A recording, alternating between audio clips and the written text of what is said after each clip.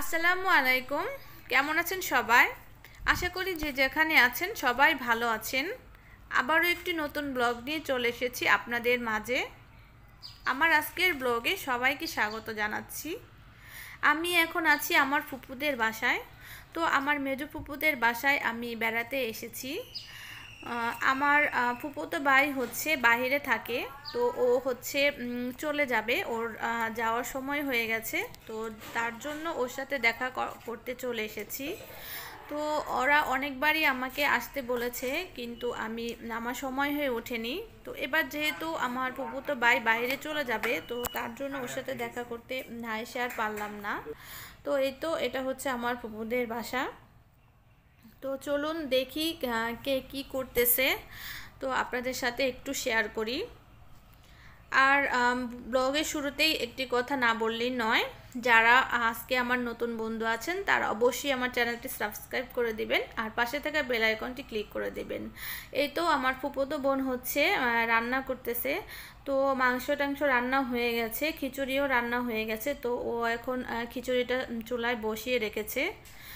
আর এটা হচ্ছে সন্ধ্যার পর ফুফুতো ভাই যেহেতু কালকে ভোরবেলা চলে যাবে, তো তার জন্য প্যাকিং করা হচ্ছে।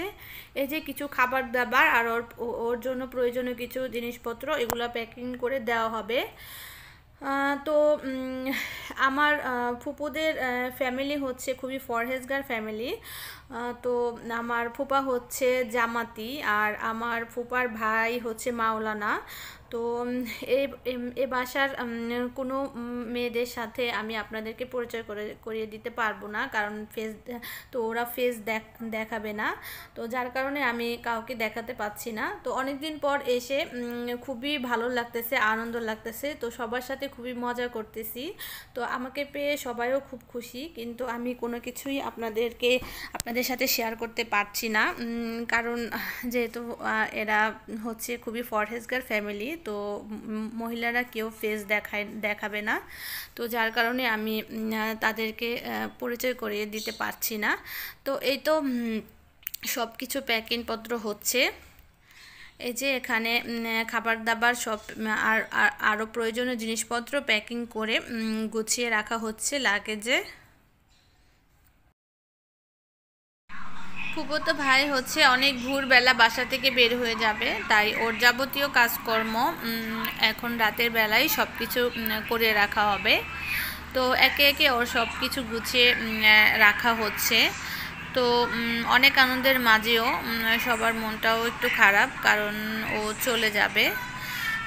তো যাই হোক, আমি আর বিশেষ কিছু ভিডিও করিনি, কারণ যেহেতু সেভাবে কারো ফেস দেখাতে পারছি না, তাই বিশেষ কিছু ভিডিও আমি করিনি। তো এটা হচ্ছে ভোরবেলা, সবাই হচ্ছে কান্না করছে যে ও চলে যাবে। তো আজকে তাহলে এই পর্যন্তই।